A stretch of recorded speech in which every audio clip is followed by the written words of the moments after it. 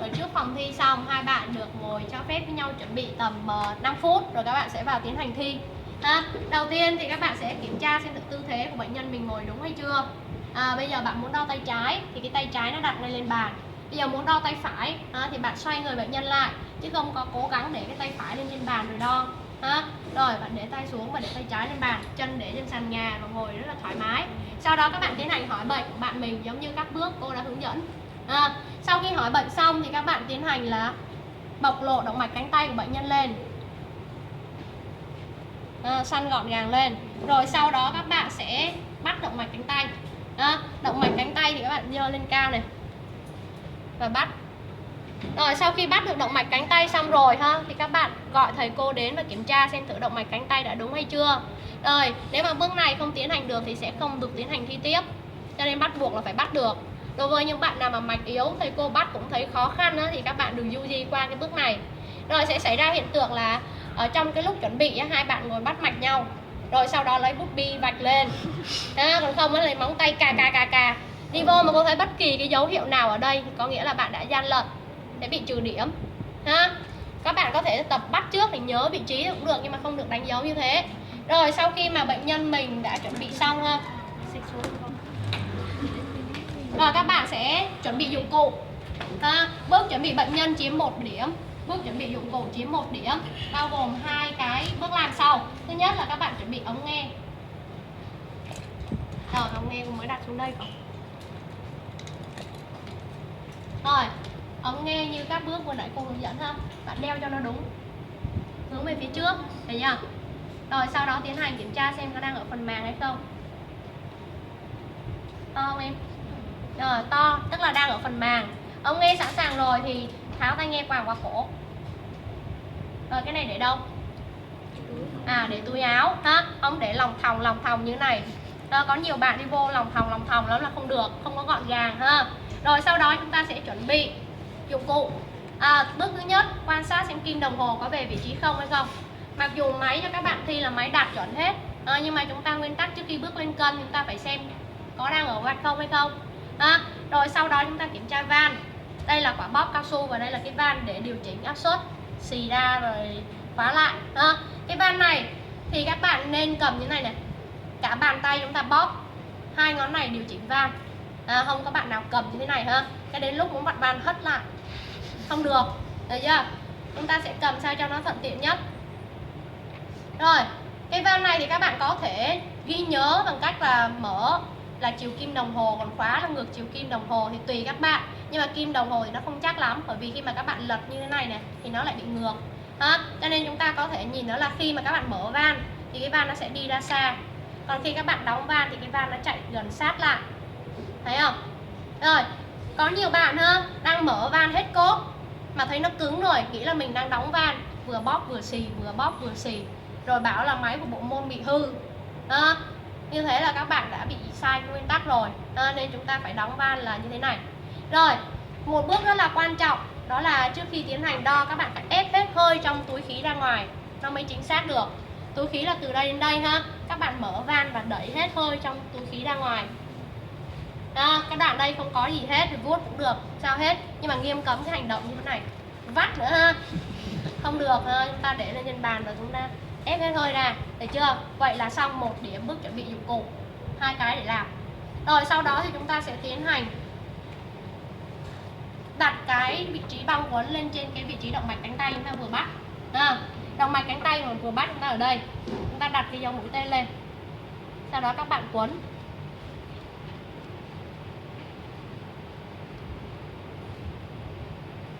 Quấn xong thì làm sao? Kiểm tra. Chúng ta sẽ kiểm tra bằng cách nhét 2 ngón tay vào. Thấy vừa khít rồi thì chúng ta sẽ tiến hành đo. Rồi đầu tiên cái vị trí của cái mặt đồng hồ, cái mặt kính đồng hồ nó phải thẳng góc với mắt của chúng ta, cho nên các bạn sẽ có thể để nó ở 2 chỗ. Thứ nhất đó là máng lên cái dụng cụ của bệnh nhân này, không được máng lên cổ. Có nhiều bạn tôi thấy thực hành máng lên cổ của bệnh nhân. Rồi hoặc là chúng ta có thể đặt lên mặt bàn thì có thể là nó xê dịch và nó quá lệch so với mắt nhìn của chúng ta, thì bạn có thể kê nhẹ lên tay của bệnh nhân, nhưng mà bệnh nhân không được nắm. Bệnh nhân mà nắm là nó sẽ bị sai cái chỉ số huyết áp. Chúng ta chỉ được kê nhẹ lên cho nó thuận mắt với người nhìn thôi. Rồi Rồi đã sẵn sàng hết rồi thì các bạn khóa van lại. Rồi và tiến hành đặt cái ống nghe lên trên vị trí động mạch cánh tay. Em đặt ống nghe lên, đeo tai nghe vào. Có nhiều bạn run quá ha, tai nghe thì vẫn quàng ngay cổ mà đặt ống nghe lên xong rồi bóp, không nghe thấy gì hết. Rồi đặt lên cái vị trí động mạch cánh tay của bệnh nhân, được chưa? Rồi bây giờ bạn mình sẽ tiến hành nghe ha. Khi nào câu hỏi nghe có hay không thì bạn trả lời là có hay không ha.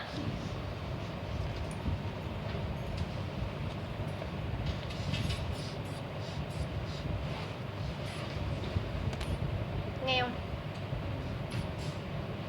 Nghe không?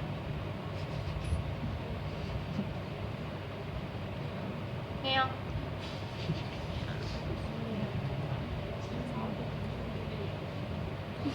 Có hả? Không nghe nữa ha. Sau khi không nghe nữa thì cô sẽ bơm lên thêm 30mm thủy ngân và sau đó xả về.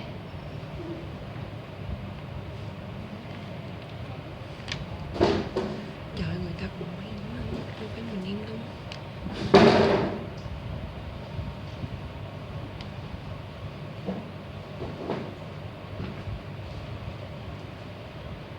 Còn nghe không?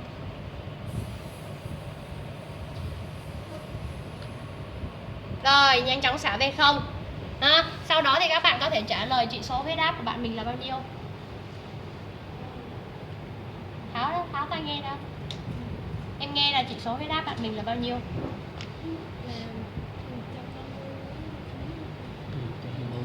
Rồi sau khi trả lời chỉ số huyết áp thì cô sẽ nhấn mạnh các bạn một số điểm. Thứ nhất ha, cô thấy bạn bảo có và cái thời điểm nó ở 170. Nhưng mà lúc đấy bạn chưa đọc ra được cái chỉ số trên màn hình, ở trên cái đồng hồ huyết áp, bởi vì các bạn chưa quen ha. Các bạn ghi nhớ vị trí, cái đến lúc cô hỏi bạn nhớ lại vị trí đó thì nó bị sai mất rồi ha. Cho nên nhiệm vụ các bạn nhìn cái kim ở đâu là phải ra được cái con số ở đó ha. Vừa nãy là 170, con số ngay đây thì bạn bảo có nghe thấy này ha. Giữa 160 với 180 là 170 đúng không? Rồi sau đó thì cái vị trí huyết áp tâm trương thì dễ, bạn nhớ quan sát nghe lại thôi. Bạn mình huyết áp khá là cao, lát nữa các bạn đo lại bạn này nè, xem thử có đúng như thế hay không. Rồi cái lưu ý thứ hai đó là cái kim, các bạn nãy giờ các bạn quan sát cái kim á thì các bạn sẽ thấy khi mà có tiếng đập thì cái kim nó sẽ làm sao? Cái kim nó sẽ giật nhẹ, nhưng mà nó không tương ứng với huyết áp tâm trương và tâm thu.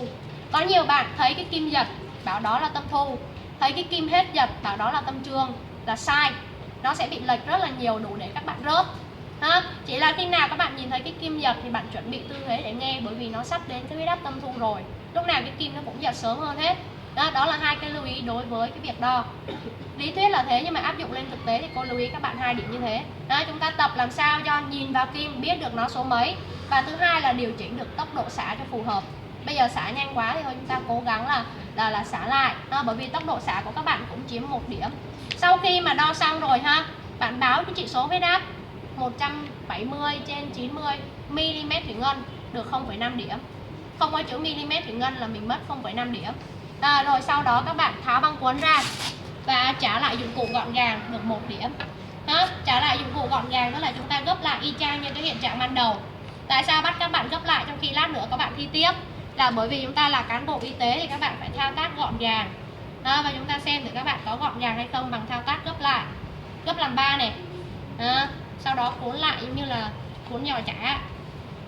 Đến đây nè, nó sẽ dán được với nhau là gấp đúng. Bên ngoài các bạn có cái mặt chữ. Rồi sau đó các bạn nhét vào trong cái bao da, cái ống nghe để bên cạnh. Không bạn nào nhét ống nghe vào bao da lát nữa đi tìm không đủ nha. Rồi bây giờ các bạn đi về ha, bắt cặp với nhau dùm cô 53.